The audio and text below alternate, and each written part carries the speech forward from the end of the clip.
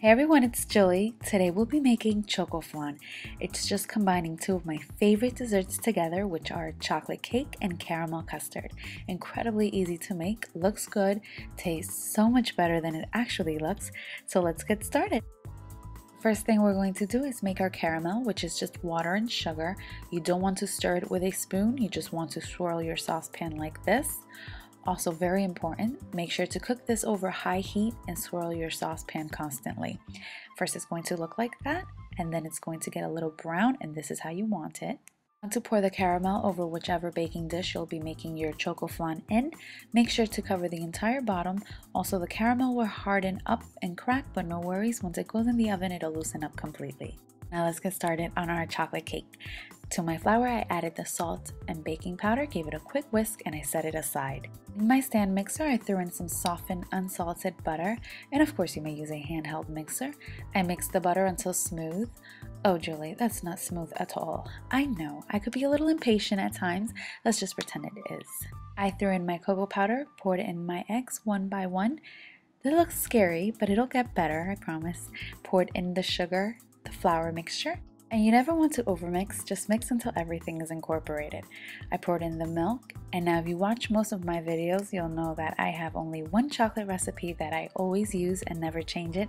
It is the best recipe, however, that batter is too runny and it will not work for this recipe. Trust me, I tried, but nonetheless, this was delicious. The batter is really nice and thick, and that's exactly how you want it.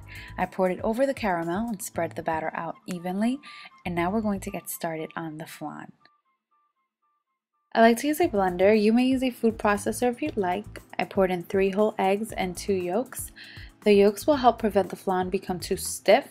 Poured in the evaporated and condensed milk, 4 ounces of cream cheese, some vanilla extract, and you want to blend that up until it is really smooth. And now I've made a regular flan without the chocolate cake, and someone asked if they could replace the condensed milk for some milk and sugar. The condensed milk is what makes the flan super creamy and delicious in my opinion. So now we're going to pour the custard over the chocolate cake, and now most people use a bundt pan to make Chocoflan or flan. I personally prefer to use a skillet or pie dish only because it looks a little bit more bakery-like. A bundt pan makes it look more homemade, so it all depends on the look you're going for. Now what I did here is just place my skillet on top of a baking dish, and I poured some hot water in the baking dish, also known as a bain-marie, and this will help the Chocoflan bake really nice and smooth. I baked this in a preheated oven at 350 degrees for about an hour and 10 minutes or so. Once it came out of the oven, I let it sit at room temperature for about 30 minutes, then I placed it in the fridge for about 4 hours, and then it's ready to serve. And as you can see, this was incredibly easy to make, a little time consuming, but that's about it really.